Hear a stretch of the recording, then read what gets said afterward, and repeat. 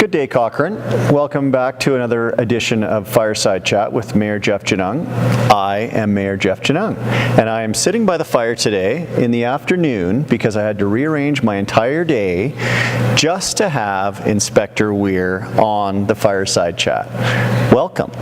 Thank you for having me and for adjusting your schedule. I know that you are an incredibly busy man. Well, not too busy to meet with you. The whole reason we have Inspector Weare with us today is because last night's council meeting was predominantly full of reports from, yourself as, can I call you Chief of Police? Well, you're the mayor, so you could probably call me whatever you like. No. I'm trying to be, follow protocol. So I'm the detachment commander. You can officer in charge. I'm the officer in charge of Cochrane. I read that on the report last night. Yes, I am. Okay. So Inspector Weare is the officer in charge of the detachment in Cochrane, so our chief of police, if you will. And so she gave a report. The bylaw detachment gave a report, so municipal By law enforcement. Yeah, by law enforcement, thank you. And fire. So we had a whole lot of our enforcement officers and protective services giving us reports. So pretty thick agenda. So we'll whip to it, and then I want to really focus on policing. Okay. Sounds great. Because that's what you do. That is what I do, but we do partner with protective services, and certainly work closely, I feel, with fire when it's appropriate, when we have shared calls. Awesome. Okay. So, I lost my page already. Here we go. It's a new book. It's my third book. As mayor? Yeah. I'm old school. I take a lot of notes. So you sat through all of this last night, almost all, so you can correct me if I'm wrong. Okay. So the first thing on the docket last night was public hearing. We had a few people speak, right? And the first one was on backlit signs. So council heard last night about the pros and cons of backlit signs. Generally, a backlit sign is exactly how it sounds, right? Sign, that is the back. Lighted in the back. Right. So you're natural at this. So it's bylaw 16, 2019. We had, I think, 3 or 4 people speak against the backlit signs, 1 speaking in favor. The administration is bringing forward a change to the land use bylaw to allow for backlit signs. Currently now, there are 0, it's prohibited in Cochrane to have a backlit sign. So their administration is trying to change this to allow them, and we're hearing from the public to see if we should make the change. The next thing we heard about was a redesignation in Rivercrest, and that's on the agenda, so I'll just toss this and we'll get right into the meeting. Okay. And it just goes that fast. Last night, not so much, right? I think it was sort of a typical mayor and council meeting. You guys have a tremendously full agenda. Well, not always, but it was quite full last night. Oh, well, every time I'm there, it's very Every time you come for a report, we have a whole lot on the agenda. There is. I appreciate you hanging out for it. So the first thing that we had was a delegation on this from the Big Hill Creek Preservation Society. This is a picture of a great blue heron. Thank you. And there's a rookery down by the Big Hill Creek that is where they nest. That's a technical term for nests of great blue herons. And there's, how many nests are there? 40 nests. Right. 40. Yeah. I was paying attention because this is super interesting. It was super interesting. So basically you could go to their website, bighillcreek.ca, and get the whole report. So I won't go through it in detail. But council heard last night about how much work this group has been doing to preserve the Big Hill Creek. So that was a delegation. Another delegation we had was from whom? TransCanada Pipelines. TransCanada is doing a twinning of their line through Cochrane. It's a 42-inch gas line that they're putting in, and they're talking about starting construction in this area in August of 2019. And then that is on the south leg. Then the in-town section, they're hoping to start in October, November, so that we have all of our parks are kind of cleared out and we're done the summer season, and then they will go into construction over the winter. Minimal disruption to the parks, yeah. Yeah, that's what I heard too. So that was the delegations, and then we moved right into bylaws. We had quite a few. We had one on Heartland Stage 2, which was a first reading, so council's going to hear about that at a public hearing on April 8th, I believe. We set the date for. And then land use amendment, redesignation for Heartland. Again, this is just a housekeeping item that we talked about to change the land use bylaw to allow for the land for what? For the new RCMP detachment. So initially, there was one site that had been selected, and through some consultation, it was determined it wasn't quite large enough a site. So there was some great deal of work done by your staff, and some lots switched. So that was just to tidy up process so that the detachment has a really tremendous site that is large enough for future growth, and as well as some of the joint agencies that I understand will be planned for the site. That's exciting. I cannot tell you how it's just resonated through the detachment. I announced, because we're starting meetings actually next week, so I have shared that with the detachment personnel, and quite frankly, as I walk through the detachment, that is pretty much all you hear everybody talk about. A great deal of excitement for the building plans to start. Because the current situation is not so rosy. That is a very archaic building that's been there since the 70s, I understand? I believe it was constructed in the plans that I have dug out of off the shelving in that building are dated from 1978. I believe the detachment opened sometime shortly thereafter, probably in either the late 70s or as early as 1981. So it's we've outgrown it significantly. I think it was, as I've been told by some of the historians in the town of Cochrane, there was 3,500 population, I believe, when that detachment was built. When I speak to the RCMP side of the building folks, they had no idea that Cochrane would become this tremendously huge and diverse community. It was a small ranching community, and I don't think anybody expected it would be as large as it is today. Yeah, well, that's something that you can hear the kids running in the background.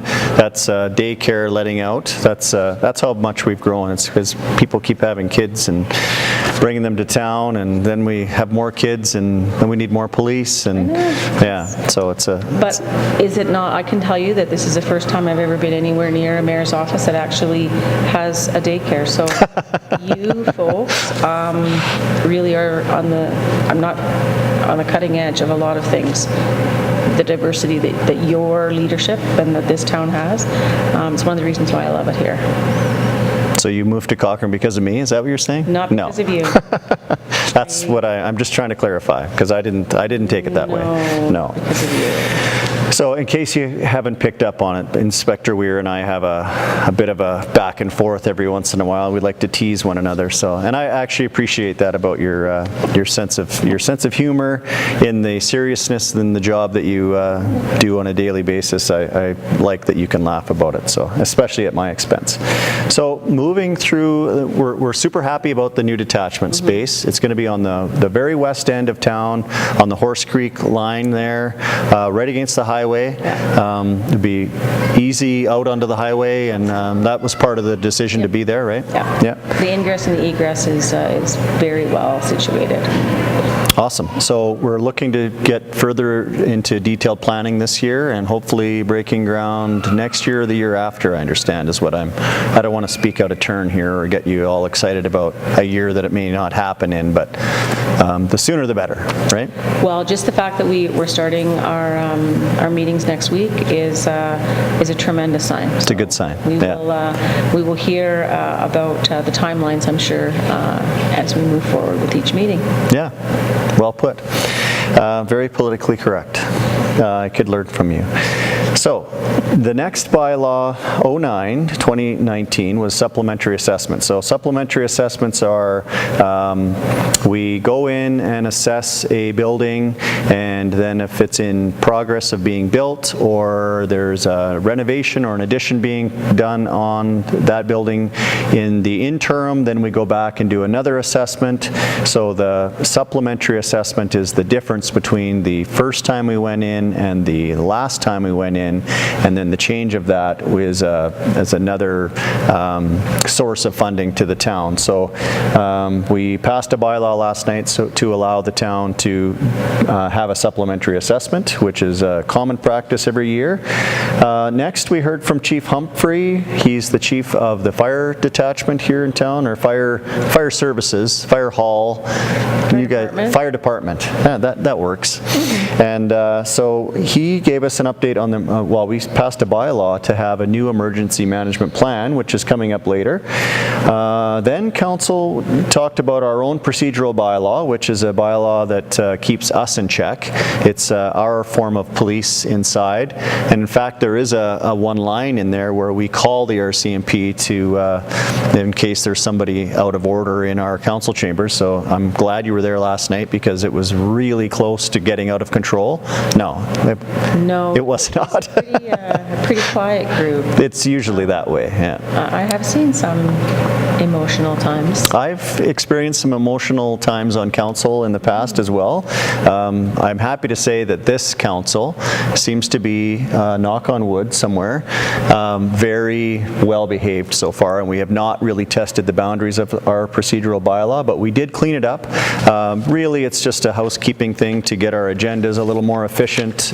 We got rid of some things that we don't really use, and we're not actually, one of the big changes is we're not going to be meeting from the time an election's called until election day, because that was getting political in the past, so we just took that right out of there. So that was the main change. That's it for bylaws. So now to the exciting part. The report from the RCMP, yourself, to council on what's been going on in the town as it relates to crime. So I've said this a few times, that I've really valued your leadership that you bring to the detachment, and some of the things that you've really stood hard and fast behind, and one of those is the crime reduction, right? Yes. Maybe you can tell us, like you did last night, a couple of things that you've encountered and what you've done this year to counteract that. Okay, so I don't think it's news to anybody that there was a significant spike in property crime, in particular in and around the town of Cochrane, to the point where it was, had reached the response style policing was no longer appropriate. So the crime reduction methodology really is focusing on those who commit a disproportionate amount of crime, focusing on our deploying resources to the hotspot areas, and managing those folks that we have identified as being prolific or habitual offenders. So with the support of the mayor, of this mayor and council, one of my roles when I got here in 2016, my vision was to modernize the policing response, to make it a crime reduction focus and strategy.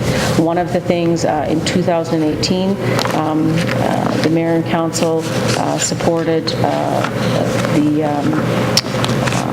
a crime analyst for the detachment. That crime analyst is integral in all crime reduction roles and matters. She, in this case, so she started in 2018 in September. The crime reduction unit has now reached 4, so I have a team of 4 who focus solely on managing the prolific offenders. So this, in 2018, we had identified 6, and those targets are we select them through analytics and also through our own personal knowledge of who we deal with on a regular basis and based on crime types, etc. We have had tremendous success, and with respect to our 6 identified habitual offenders, as of March 18th, all 6 of them have found themselves incarcerated, and so therefore we have detected, interrupted, disrupted criminal activity. So over the course of 2018, in almost all of, in virtually all of the crime types, we have had a reduction between 2017 and 2018, and I feel very strongly that that is because of the type of policing that we are doing, moving away from response-oriented to proactive with crime reduction. So without that crime reduction unit being able to focus on managing those people, those who cause us the most, and without our analysts being able to help pull the data to help us identify our cross-jurisdictional offenders and where they are and what they're up to, we wouldn't have been this successful. So you reported to council, again, like you said, the 6 highest profile offenders that were on the top of your list, yeah. They're all put away. They are all in jail. Yeah, so well done. Yeah. Thank you. So we've talked about crime reduction. You've got 6 out of 6, and now, so what happens? You guys take a holiday? No, we do not take a holiday. So our detachment, we have what we call, so our top 6 were what we call Tier 1, our Tier 1 offenders. We always have our closest second, so they're the Tier 2s. So as each of the primary or Tier 1s, we replace them with one of the Tier 2s. Somebody goes away, another one takes their spot. I'm telling you that my job is secure with respect to those kinds of things. The really good thing that so out of the 6 that are in jail, I would like to speak to some of the others. So in 2018, we had two folks that were on our top list, and one of the things about crime reduction is we want people to move away from crime, and we partner with other agencies, with housing and the Ministry of Children and Families, and just looking for ways to help the folks that find themselves in that criminality lane for lots of different reasons, whether it's substance abuse or whatever. So this year, out of our 6 initially, we've had 2 what I call tremendous success stories, and it's not just putting folks behind bars. So one fellow who was a prolific truck thief, admitted to stealing up to 3 trucks a day. Wow. Just because. So one of the things we do is we monitor them when they're on bail. And recently, last year when he was in jail, before the courts, we always ask for some sort of bail monitoring process. And the judge at that time said, I don't feel like you need it. And this offender stood up in front of the court and said, Judge, I need you to put me on conditions so that the cops can come and help me not steal vehicles. So that was how he knew that he couldn't make that choice himself, but he knew that if we were checking him at his house, making sure that he was home when he was supposed to be, that he wouldn't likely go and steal vehicles. So that was one that really, so his way of trying to get out of that criminality. Another one was a lady who's been homeless for a long time in Calgary, stealing a number of vehicles, coming out here and committing a number of crimes. We were able to get her into detox, able to get her into a halfway house, and she is still doing well in those 2. So there's 2 sides of the crime reduction piece. Well, that's awesome, because I've heard from the community, whether it be social media or emails, traffic enforcement has been one place that people are asking for more of your presence, and I have seen you there. Also, the break and enters and the vehicle thefts due to people leaving cars running over the winter, that was a big one, right? Yeah, so there has been a lot of messaging. We've done some public awareness. We've done sort of we've partnered with Citizens on Patrol and our crime reduction unit, going around and checking some vehicles to find out if they're unlocked. If they are unlocked, we're putting a little note on the under the windshield wiper, unlocking the vehicle, just reminding people that they have a part to play in just not making it so easy. not becoming a victim of opportunity, right? And so, so those are some of the things we've been doing. With respect to the traffic concerns, we have a tremendous relationship with Frank over at Protective Services, and we do a number of joint projects. Right now, we will be there's 6 communities that have raised some significant concerns with respect to some of the driving behaviors in and around certain areas in town. And so, there is a plan to focus on those. There's going to be some public awareness campaigns through the town's website, letting people know that we will be out. We're going to be looking at seatbelt use. We're going to be looking at distracted driving. We're going to be looking at speeding. We're going to be looking at those who are not being mindful around school buses passing the school buses. So those are really the 4 big ones right now with the traffic that are a big focus. For me also, it's the impaired driving. So we have continued to monitor that over the past year with I think we haven't had a tremendous increase, so that tells me that people are getting accustomed to us being out there and coming up with different ideas as how to get home. It's working. I think so. Yeah. So the last thing, you can hear the kids in the background again, which kind of brings us to school youth liaison. So just tell us a little bit about what that position means. Okay, so again, in 2018, Mayor and Council approved 3 regular member positions. One of them was to be a youth liaison, used to be called school resource officer. So we have finally been able to fill that position with a local member here whose passion really is in the schools, is with youth, Constable Nathan Moore, and he has started my focus, my desire for the development of a youth liaison officer in the detachment is to work with the schools to develop something that is specific to Cochrane and not just have a cookie cutter. So right now he is working predominantly in the high schools and the Cochrane Learning Center with a focus on some of the at-risk or high-risk youth. He also has, branched out into the other. He's gone around to all the schools and introduced himself. The thing that for me that is significant is this year, Council has approved another 1 regular member position, and my plan is to make a second youth liaison officer for that. That will also do look after some of the community policing asks, so that we can support as many of the asks from the community for us to be present. We are asked to be present at a number of really, really important things that we should be present at and that we want to be engaged in the community, but sometimes just due to just business, it doesn't always happen. So my goal is to have a really strong and robust youth liaison and community officer position.